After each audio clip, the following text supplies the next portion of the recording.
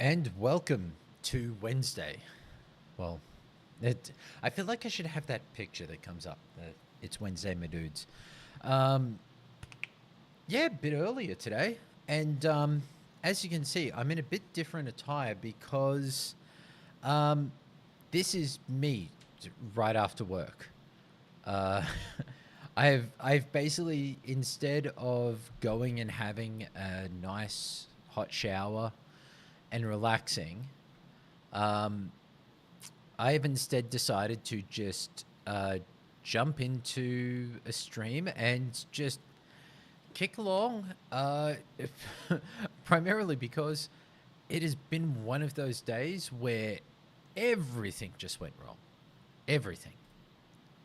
And when those sorts of days occur, you you ultimately kind of want to sit back and just relax. But I was like, I've kind of kept with the weekday streams pretty consistently. Once I got all the tech issues, it's just been week after week, always doing it. So that is exactly what I am going to do. I'm going to keep doing my streams.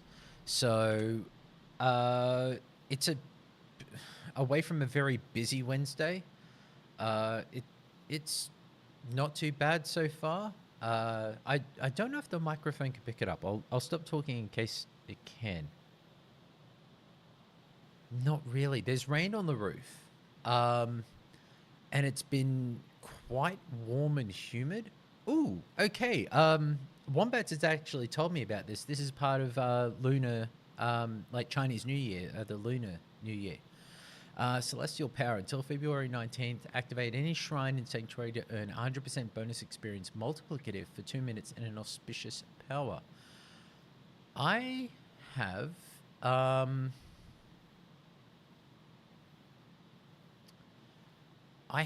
a very particular not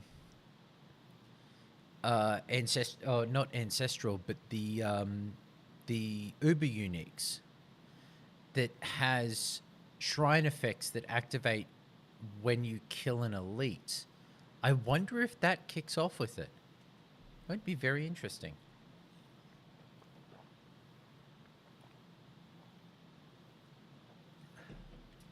But transmute kills into reputation, such as a resplendent spark and a new mount, and Lunar Awakening themed armored cosmetics. Ooh, I do like a good cosmetic, and it's always worth at least looking at it. Although, for people who are not familiar with this, okay, so pets. No, I don't want a goat. Fortunate finds. Okay, Lunar Awakening. Sorcerer, that doesn't look too bad. Is there actually... Okay, the Druid armor looks fucking cool. But, no Spirit-born armor, though. That's a bit weird. How would that look on my current sorcerer? Not bad. Not bad. You know, thumbs up to anybody at Blizzard who's watching. I doubt anybody at Blizzard. Complete your season journey to earn Dorian the Raven Pet. Yeah, but you end up... You know, one of the biggest issues being... I don't know if people who aren't that up to snuff with Diablo and everything, but the season journeys are fucking nuts.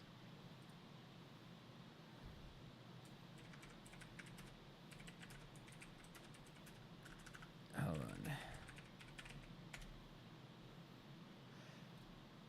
on.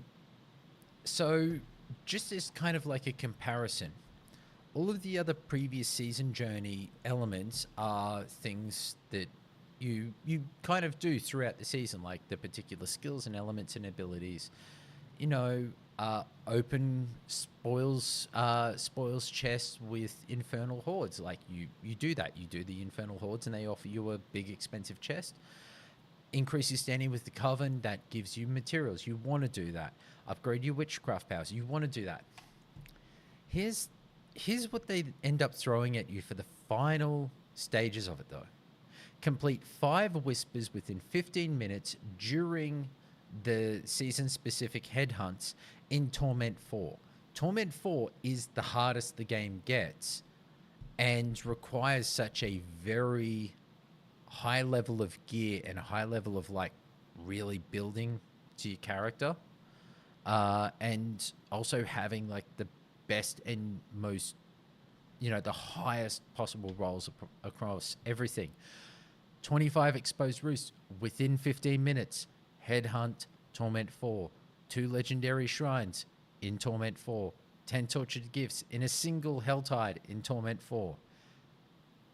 50 elite enemies in Nightmare Dungeons, Torment 4 without dying. And it just keeps going. Like, this is not an easy element of the season journey, but they put a pet, which is one of the things that a lot of players really like, collecting the pets and other creatures and everything. And the resplendent shards, or the resplendent sparks, this is the only way you get resplendent sparks in Diablo 4, is to do the season journey, to do the seasonal event, and to defeat Uber Lilith, which is one of the hardest things in the fucking game. So it ends up being this almost restrictive element that you'd want people to engage with. Like, you want them to be able to get further and more powerful and to engage more with the game, like to try and push to higher levels. So it ends up being a very weird thing to have that be like, this is for the hardest of the hardcore. Like, you don't want to kind of keep out the people who would be trying or wanting to build into that. It's a bit strange, but then again, that's just me. I am not sure. It's, a lot of the time I see those things as kind of very restrictive, and you kind of want people to be able to engage. Like, there is nothing more destructive for a service-based game like a Destiny or a Apex or a Fortnite or anything, where a certain level of play requires so much time and effort that you restrict new players from being able to push up into that realm as quickly as possible. If they're engaged, if they're wanting to play this game, if they're wanting to invest more of their time and effort, the last thing you want to do is go, now, there is no way for you to get there without spending the time. Time is the one thing that you can't ask too much of to a new player, because if you give them the ways to be able to jump in and start building into something where the time that they have, that they can give, are rewarded for, that works. But if you start being very restrictive and go, the time that you have, you need to double that to be able to get to a point where you can play with the other people who you're wanting to play with in this game, then people can't give you more time than they already allocate to these things. So it ends up being very, very destructive to the idea of new players coming in. You'll have such small retention off that. Okay, what's going on?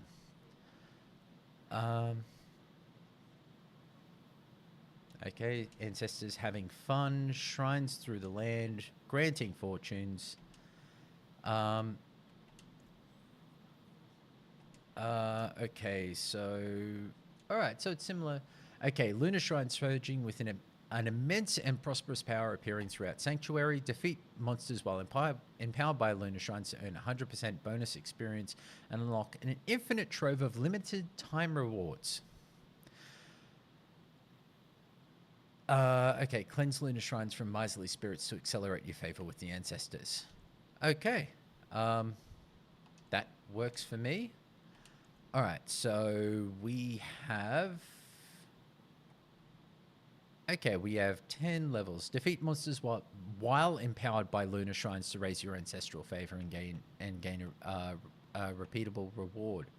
Okay, so it must get up to 10 and then it just goes. Okay, so cosmetics, um, legendary items, temper manuals. Okay, so it probably ends up.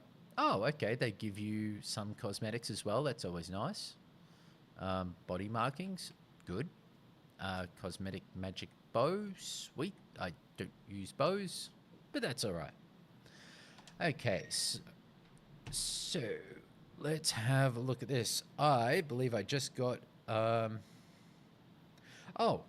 thought it might have been in uh, a text message saying, "Oh, hey, there's tons of storms and everything. Be safe. You know, there's serious storms coming your way."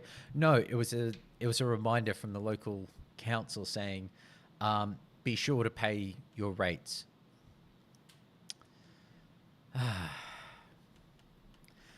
Wonderful, absolutely wonderful. Okay, so for anybody who was here Friday of last week, and I believe on Monday, we're doing a little bit of Diablo. Now, I actually ended up building out into what we're calling a frost crit lightning build. So this with the movement speed bonus tied in with this, which increases critical strike chance by a percentage of the movement speed bonus,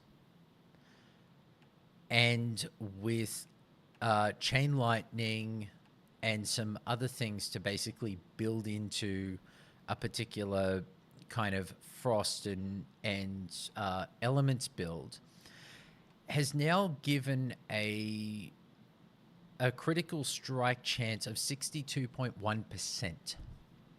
So that means out of every 10 hits, 6 of them are critical strikes.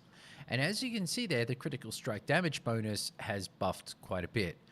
So it involves less of me actually punching out damage and more I just keep hitting spells and lightning just zooms around and I frost things and they go pop. So far, so good, actually. Wombat's kind of suggested a few ways where I did have things built into fire as well, but I ended up just going, "Oh, you know what? Let's just see how it turns out." And so far, it works. It works quite well. It takes a little bit to kind of build up as a thing, but it. Ow! I still have the squish though. As you could just see, I very much still have the squish of a mage. But I am also playing this at Torment 3, which I probably should have tipped down onto, but you know what? Fuck it. Need to start playing it at Torment 3 anyway. It's one of those elements of the only way you kind of get better is that incremental kind of learning how to play at that difficulty level where you're not that scared. It's a bit like playing something like Doom Eternal. You have the dance, like the chess, the gun chess.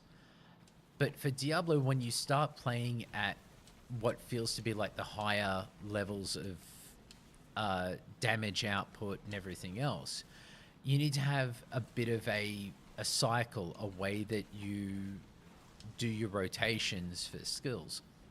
And that seems to, once you learn that at particular levels of like torment tiers or difficulty or anything, then you can play with like very glass cannon style character builds because you know how to handle the back and forth. Like when enemies are starting to use these sorts of attacks, to kind of move away or to like teleport into the middle of them or use a particular skill to basically mitigate all of that, and proves to be quite fun. But it takes that little bit, like when you're in it, then you just ultimate. It's muscle memory to a degree. And for me, it's just right now, all I do is I kind of tap X to shoot a frozen orb every now and again. And all I do is I just keep hitting the triggers and the Y button. So I just freeze people and then tap the lightning skills. They zap out and just cycle the damage around, and I just keep moving. And it's a bit weird because like there a lot of other character types like the rogues and barbarians that has a very kind of, there's a key requirement. You really need to just keep on top of things. It almost feels a bit like the sorcerers are just a canon of once you've got that balance, you walk around, try to avoid getting hit, and you can just kind of like move through unhindered most of the time. Like unhindered is a really good skill, and you're able to just kind of bop along to your own thing. Like when I'm just needing to unwind, sometimes it will just be listening to a podcast and playing Diablo, just as a way to, I suppose disengage is the right word. Just have some time in your own head. That's how I like to think of it. Like everybody needs that time in your own head to work out. When there's a problem or something that somebody brings up. Oh, here's one of the shrines. Okay. So now we will see how this goes against a whole bunch of people.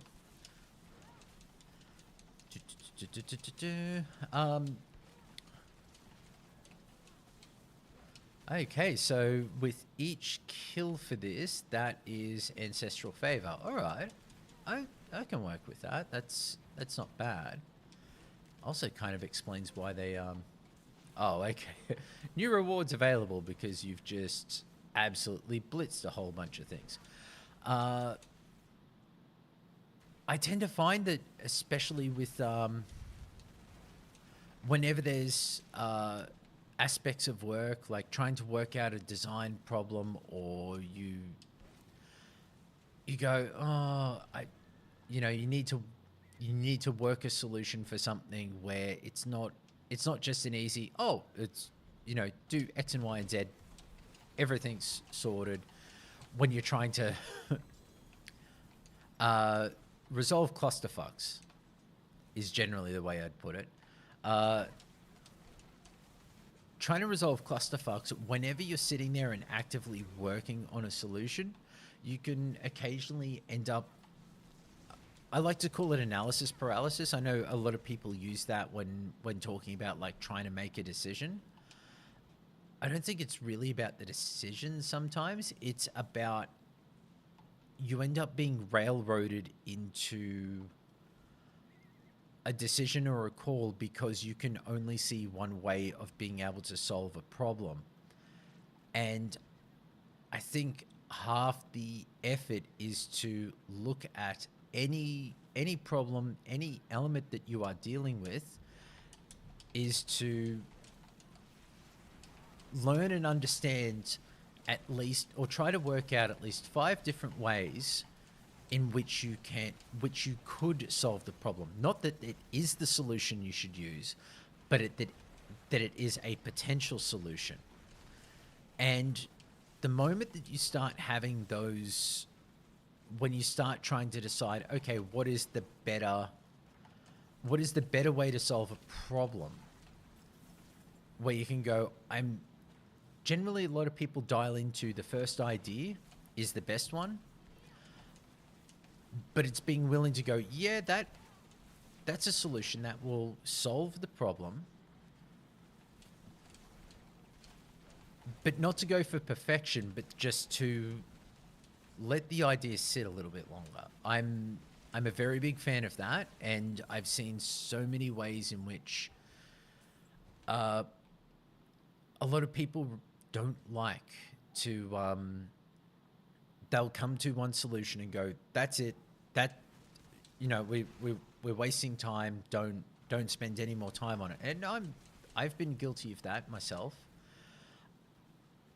But there's some points where you need to let the idea sit in the back of your mind, not actively think on it, and you will die. And you will come to a solution that either has a different possibility, a different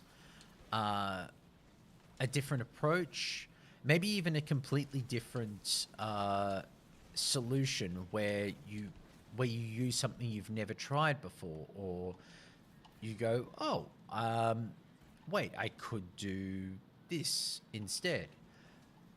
Using tools, using functions, or even reaching out and going, hey, reaching out to somebody in an industry that is completely separate from your own and going, I've got this problem.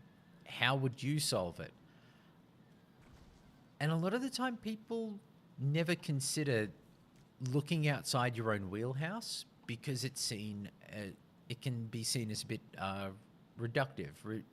Like there's no advantage to it. You can't do it yourself, so why would you drag anyone else into it?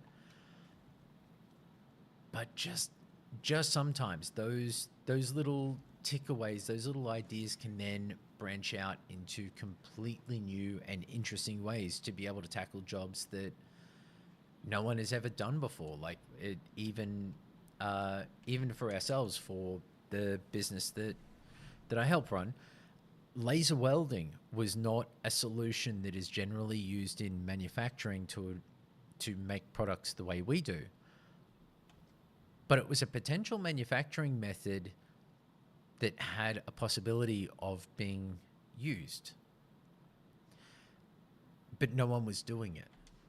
So as soon as we did, we actually kind of like put the money where the mouth is, get a laser welder and start doing these things. See if you can use it to make the same products that you do with a MIG or a TIG or any other standard process. And we found that you could. So we're then able to weld at twice the speed with less cleanup, less other potential issues. But everybody was saying laser welding as a manufacturing process should be used for really light gauge materials. It should be used for jewelry. It should be used for like fine points work, like stainless work only. We use it for everything. But the only way you're ever going to find out those things is if you think differently, think orthogonally about a problem and apply potentially a solution that may not work, but you won't know it won't work until you actually try it. So many ideas end up getting tossed onto the scrap heap because people go, no, I'm not willing to. Like it's not going to work. It can't work. But a lot of the time, the jumps forward in the industry, or the ways that you can get ahead, is by occasionally punting, or instead of punting, or bunting. Instead of bunting and just kind of taking a safe hit and going with what works, is to occasionally just swing for the fences and just go, let's take a bet, let's take a swing, and maybe this works in our favor. You've got to be able to do some things like that, and it's always a lot of fun because then you can be at the forefront of finding out some really cool things. Okay, let's have a look at this magic gift from the ancestors.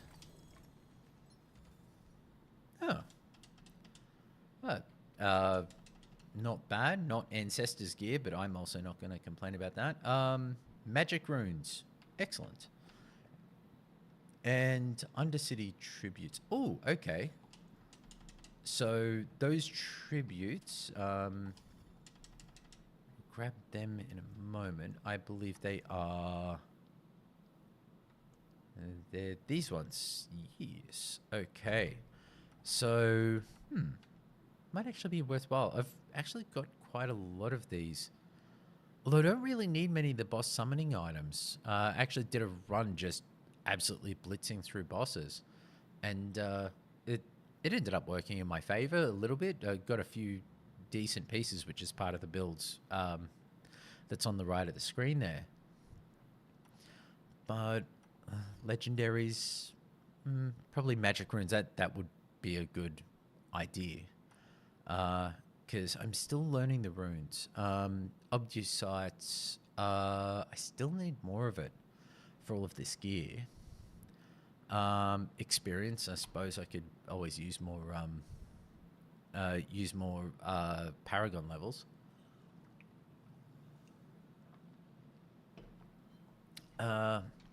Ancestral legendaries, that's the thing. It's almost really tough because unless you're going to get like unless you're certain that you're going to get an ancestral legendary that can at least kind of match towards a unique, it's not worth it. Okay, and there's more runes. So there's the magic runes. There's the standard runes. Might be worthwhile. Ooh, bleeding root hold. That might be worth it. Let's go do that. All right, we go with that. We go with that, that, and that. This is probably going to absolutely belt me sideways and make me wear my buttocks as a hat. But fuck it, why not? In my continuing element of playing Diablo, just going, fuck it, why not? And... okay, we got one legendary. Potions, evade cooldown, reduce or resist. Evade cooldown. Let's just go with that. Alright. I am probably going to die a lot, but let's give this a try.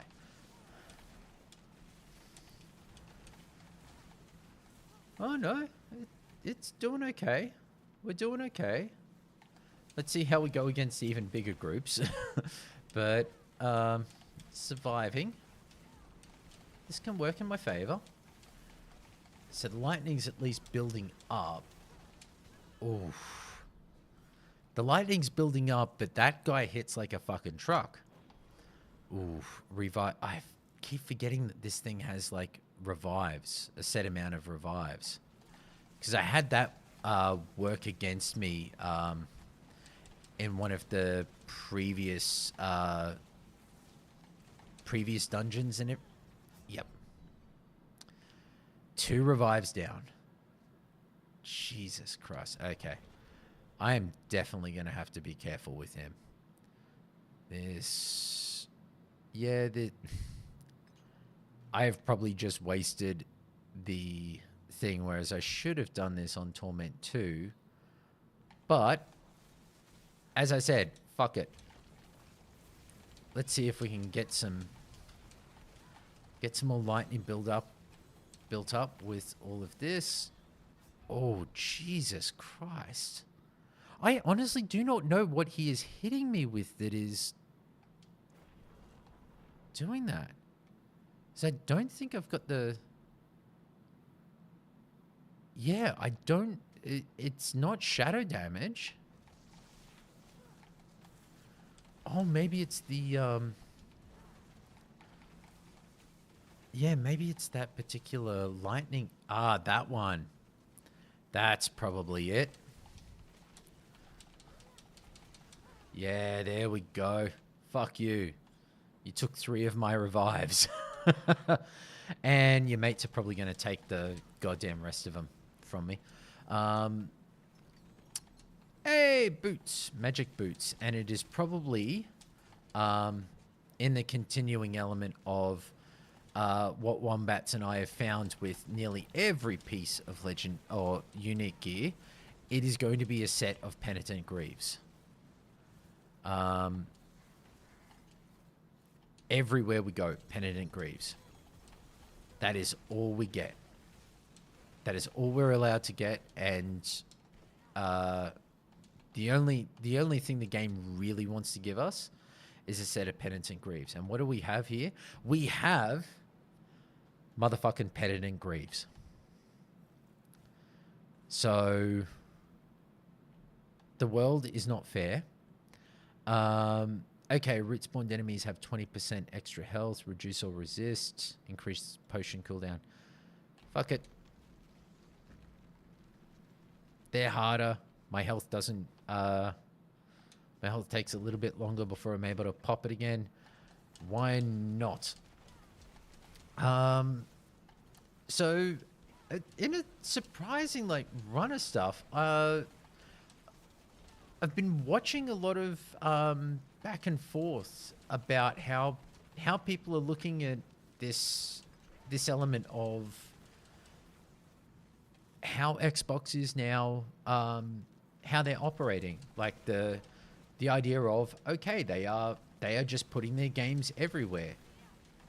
Now that there's less of this point of how people are viewing, oh, it's look at it, they're going to be third party. That instead of the issue of how people refer to the company and go, it's all over their third party. It almost seems like people have just gone, yeah, and which I think there's more respect for it in a sense of people are happy with the decision. That if the games are just going everywhere and they can play games everywhere, then it doesn't hurt anybody. So the world continues spinning. And right now, I think the only kind of platform holder that's actively doing anything in video games right now is Microsoft, because, well, it will hopefully get better for them, but Sony just don't have anything right now that's going on for them, which is a pity. I want to see more from them. But with Nintendo right now, everybody's just waiting for the Nintendo Direct. And I have to admit, I'm looking forward to seeing the Nintendo Direct. I do wonder what the Nintendo Direct, what Nintendo are really going to show with a Direct. Are they going to potentially are they going to show something with the console that is even bigger and better than we can possibly imagine? I wonder. I hope. But right now we're all waiting for, I think it was the 4th of March or the 2nd of March that the next Nintendo Direct is going to be, and that's where they're going to talk more about the Nintendo Switch 2. And so right now you wouldn't expect to hear anything from Microsoft from Nintendo about what's going to happen until that event occurs, and that's where they'll hopefully say, here's the backwards compatibility of the console, here's the day here's the date that the console will be available for sale, here's when you can start pre-orders. All of that information, we know it's coming, so there's not much else to really be considered or said. And there's talk right now of a PlayStation State of Play for later this month. They were saying, I think Nate the Hate said, what day do you have your? Is there a date you have your heart on? So it seems to imply that it would be the week of the 14th of February, week starting the 10th of February, which would be Valentine's Day, obviously. If that's the case, though, it does make you wonder and go, well, last year, I'm trying to remember. Last year, what was it? It was Stellar Blade. But there's nobody really here to correct me if I'm wrong. But I don't know of any big third-party games that are kind of exclusive to PlayStation for any period of time. I know that Ghost of Yotai is expected this year. But it's probably too damn early for the next part of Final Fantasy VII, because there's Remake and Rebirth. I think Rebirth was last year, to my knowledge. So, yeah, it's way too early for that. So, it could be that it's just slipping my mind, but I'm not aware of anything that you would generally consider or go, oh yeah, that's going to be a big PlayStation game. Away from Death Stranding 2, I think that's a place, or it's been implied that it's a PlayStation exclusive, but then it's unknown whether Death Stranding 2 would be on just PlayStation alone. Because after the IP rights went back to Hideo Kojima earlier this year, that would imply that he now owns the rights for the game in all of its forms and functions. So he could publish it wherever he wants, unless PlayStation is specifically paid for the development of the game, which they may have. I'm not certain. I don't know. If there is anybody watching later who could correct me on that, like, please feel free to throw it in the comments underneath, because I'd love to know, and I'll shout you out. There's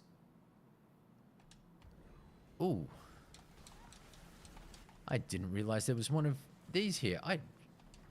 That would have been nice to have, or nice to have known that was here earlier, because I would have used it to kill all of those motherfuckers out there. Damn. Well, that's a damn pity. Well, I'm just going to have to use it to kill this guy. And he's probably going to kick my ass.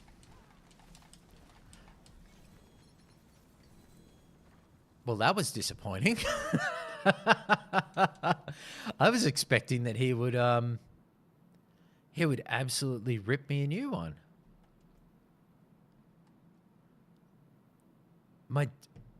Jesus. I was not expecting that to go as quickly as that did. That was really strange. Okay, we got that unique as well. But it's nothing else here that's really unique, and everything else is at standard level. Oh well, that's a pity. I was hoping for one of those fugitive heads. If you're not familiar, we're going around collecting heads that have fallen from a tree, the Tree of Whispers, where if you can ask the tree any question you want, and it'll give you an answer, but the agreement is that when you die, they get your head, and you are hung up in the tree for eternity, just hanging out and being driven mad with questions and laments and worries and concerns and everything. So, a fair trade to get an answer to the question, any question. Like they don't, like, you can ask the stupidest question of the tree and it'll answer you. But your head and eternal servitude are the cost of that answer. So I don't know many questions that I personally think would balance against that. If you've got one, throw it in the comments. I'd love to know what question would be worth your head and eternal damnation.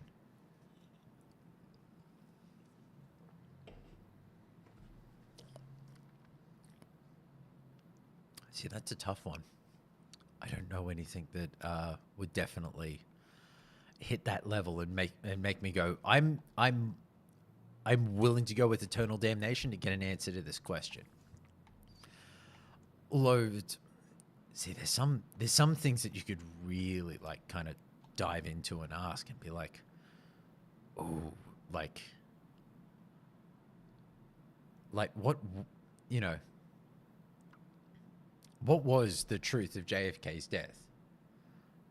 But then knowing that and being able to say it, but the only kind of affirmation to it would be, well, the Tree of Whispers told me, and the Tree of Whispers never lies. I don't know if many people, like, you'd have people immediately, like, calling you out and being like, no, that's not the answer. The tree lied to you. Because trees always lie. That's the thing. Okay. Looking at this. I'm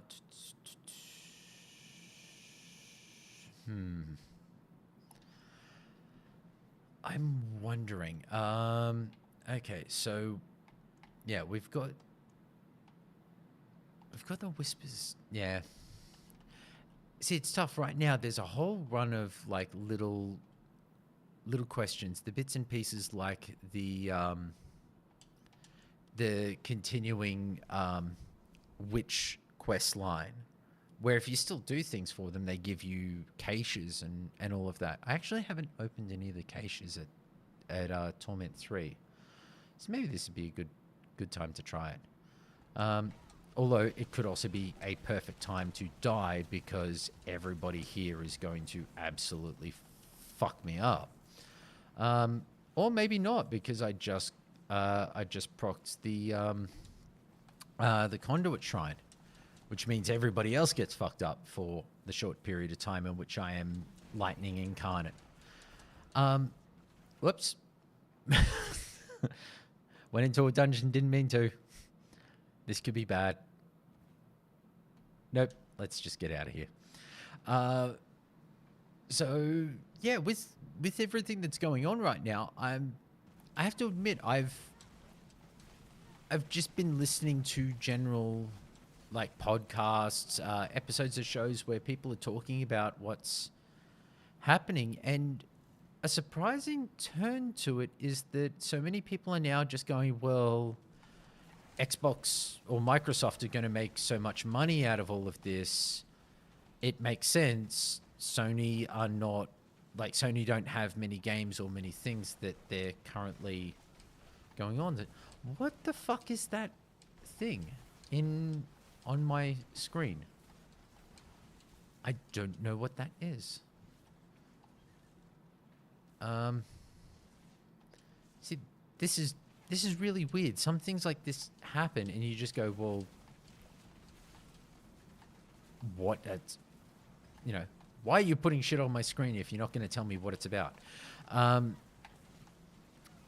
So yeah, if Sony are having a hard time, like regardless of it, the fact that there's games out there from what they may consider to be their opposition in the console market or their competition.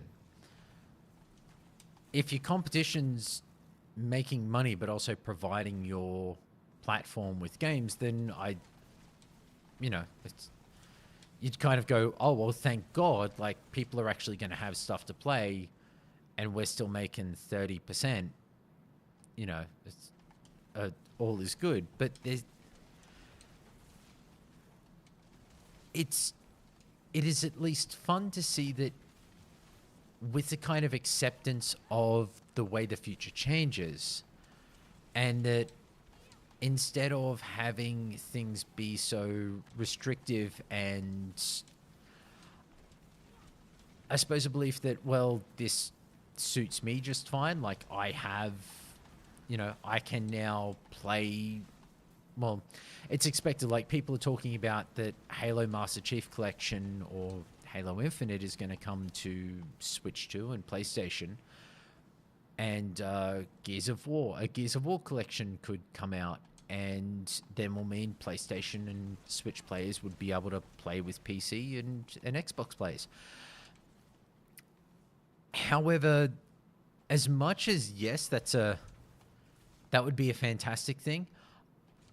I don't think that's I don't think that's as good a thing as many people realize. Like, I don't know about you all, but I've played Gears of War multiplayer on Xbox.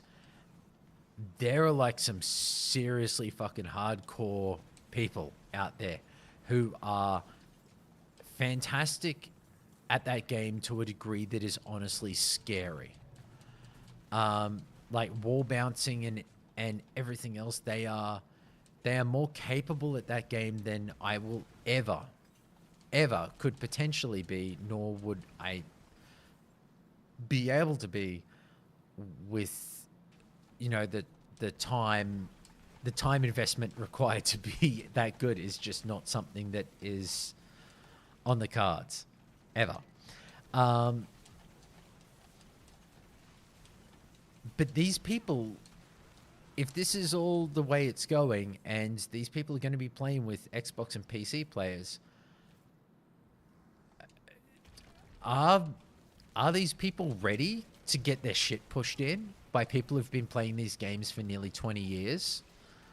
I don't know. Like, there's a certain level, like, some people kind of look at it and go, oh my God, this is going to be fantastic. Like, PlayStation people are going to be like, oh my God, we get to play Halo and this is going to be great. And they're going to jump into an online game and get their shit pushed in.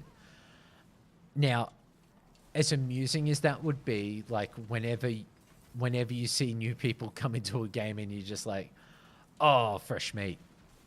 Like, yeah, it's funny, but at the same time, it can be one of the worst things possible.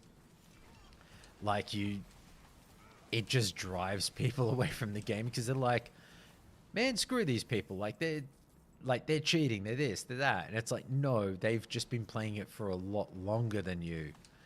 And it's going to take at least a couple of days for the skill-based matchmaking to kind of kick into a point where it goes, oh yeah, this person's playing on Xbox and they've been playing it for the last 20 years.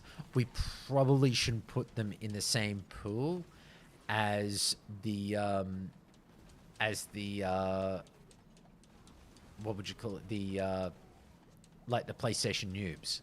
Like, that just wouldn't be fair. It would be fucking hilarious, but it's not fair. But then again, I suppose, oh, what was that? We had a purple thing. I don't know what that was. Oh, there's a, hey, treasure goblin, come back here. Did he come out of the thing? Okay. I probably shouldn't have been talking as much, and should have actually been paying attention to what was going on, because yeah, now it looks like there's a particular thing that is kind of indicating that I'm killing enough of the what do you call them, the restless or the exposed roots, and it seems to be with every single one of them, it's actually expanding out or it's filling a bar. So there must be an option or something that is, okay, and now we've hit a critical mass. Let's see what happens then. Well, it certainly doesn't seem to be the flowers. They're, I think, the thing from the what's-a-madoovit. Let's just do that. Okay. So I don't know. Yeah, I have no clue what's going on, and I am sure that this is going to go fantastically, and that I'm going to do great, and I'm going to survive this uh, with no deaths, and watch as my belief in myself peels away as I get like fucking one shot. Okay. Okay, so it's not for a Oh Jesus, this boy's a tough one.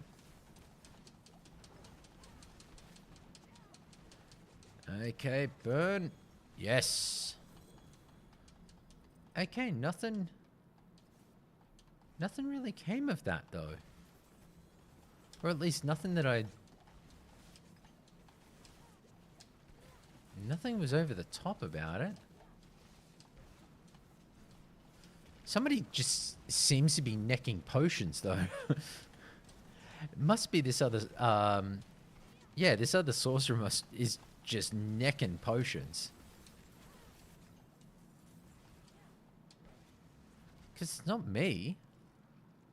Cause I've got full life. I can't drink the potions. Okay, well, it seems like whatever the hell that was, I have no idea, and I don't know what the hell it did.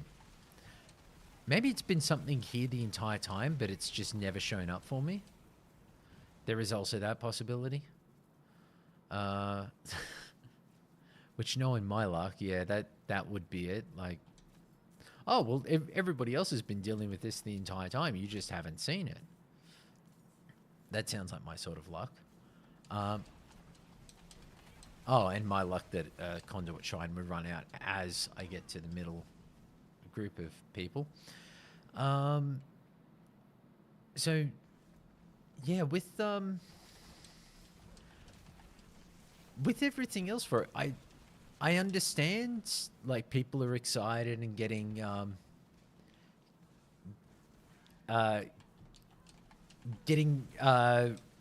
really overjoyed by the idea of being able to like have more people in some of these classic games, which yeah, I'm definitely all for. I'm just hoping that it doesn't end up being the classic thing of watching a whole bunch of noobs get their faces pushed in by more experienced people who are just like, yeah, fuck yeah, there's new players, like, you know, give them no quarter.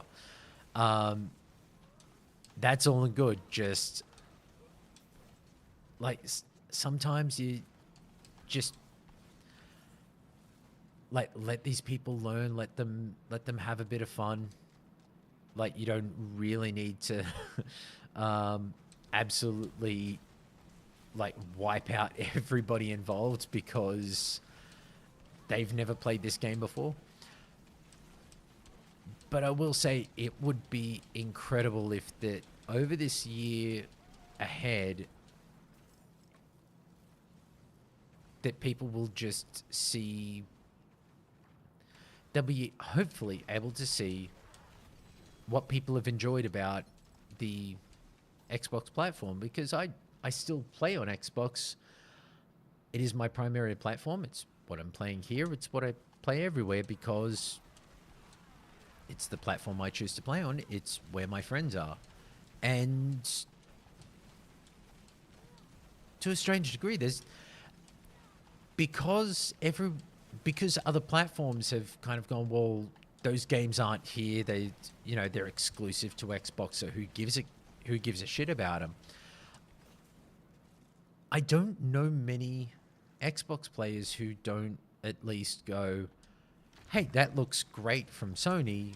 I'll, like, if it becomes available on PC, they'll be the first people to go, well, shit, yeah, I should check that game out. Like, Sony players say it's one of the best games they've ever played, so they go and play it. And that's what I know. A lot of friends, a lot of people I know ended up playing Ghost of Tsushima because everybody went. It is a fucking incredible game. And you know what? It is a fucking incredible game.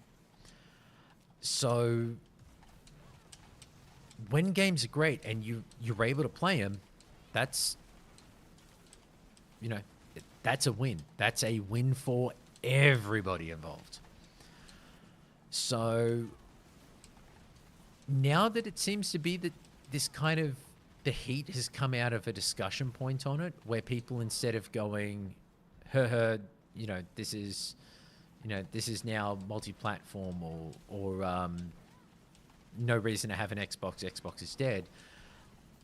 It becomes a very different discussion if Xbox is making a whole lot of games that a whole lot of people are playing, because it will ultimately come to a question for some people where they will go, well, I'm playing a lot of Xbox games, so why should I, like, if they're making all of this stuff that I really like, why am I paying $70 a game, $100 a game, whatever the case may be, if I'm playing all of this stuff that they're doing? And that will always kind of land in the hands of the people who actually play those games. That I think is where the future kind of discussion points, the back and forth, is always going to end up being. Because we kind of look at it and go, well, oh, is it, you know, is it that good? Or are people giving you what you want? And what everybody wants is a very different kettle of fish than what it was even 5 years ago now. Because we would go, oh, I want exclusive games. Cool. I don't know of many games that are really that exclusive on any of the platforms. Like, the only things that I can really think of is stuff by Nintendo. Like, in all honest truth, that's just how I see it. Because you can play Breath of the Wild on a Switch, and that's about it. Oh, sorry, no, you can play Breath of the Wild on a Wii U, but not many people did or wanted to, because it was like a older, like, still just barely running version, but still there.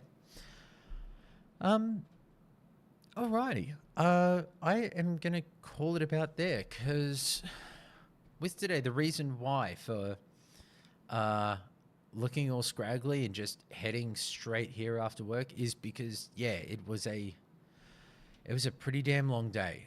And with that, I am also going to be up and at work even earlier than I generally am, to be able to lock down and make sure that we can deliver a whole run of products up to scratch to a customer. So I knew that with that, it would mean I wouldn't really be able to stay up late and kind of do my thing at the normal time. So rather than kind of do that and run myself a little bit ragged and be waking up tomorrow and just being like, oh God, you know, back into it, I want to keep my thing and keep it going. Even though nobody was here, I can see that there is one viewer, and the one viewer is me, because I'm the person viewing it. And that's okay.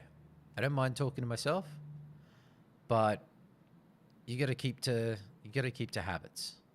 Like, when there's people, you chat back and forth. When there's nobody, you talk to yourself, and if you start answering your own questions, that's when you should be worried. So it's a good mental health check.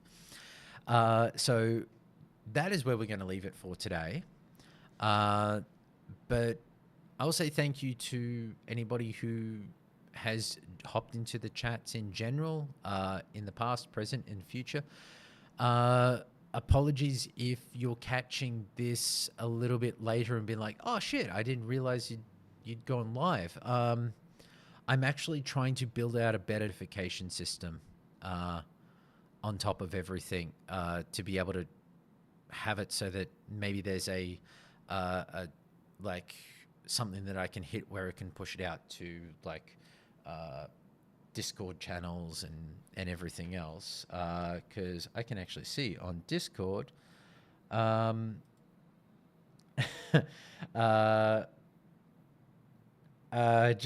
just got a response, a message from OMG Turtles to something we were talking about earlier today. Normally, I know he'd be in here chattering about and talking bits and pieces, but yeah, for today, this was a whole lot earlier. And I think in general, for the time, yeah, it's like just before 8 a.m. So I understand that for a lot of people, 8 a.m. is way too fucking early to watch some mouthy Australian say cunt and play some Diablo. Not always the best time, best thing for first thing in the morning. So I'm going to call it here. It was a quick kind of dirty, well, look at me, very dirty stream. Well, at least I wasn't sanding all day. But I'm hoping that throughout the week, potentially into the weekend, I'm not going to promise any streams for the weekend anymore because it ends up being kind of a recovery time. But I'm hoping that with a bit more recovery time and a few more weekends, I might actually get a few things sorted out so that I can get some people in to be able to kind of chatter back and forth with, potentially do streams earlier in the day, which would mean that it's a more reasonable time for America, and also that it might be after work for a few people, like for the Europe and UK, so that they're not kind of catching in at a point where they're at work, like you can be a little more engaged, or you can kind of natter back and forth, or potentially even jump into the Discord. So that's where we're going to leave it today. I hope that anybody watching has a great rest of the day ahead, and I appreciate you stopping by, checking this out even later on YouTube or Twitch or anywhere else that you can. Thank you very much. I'll see you on Friday night.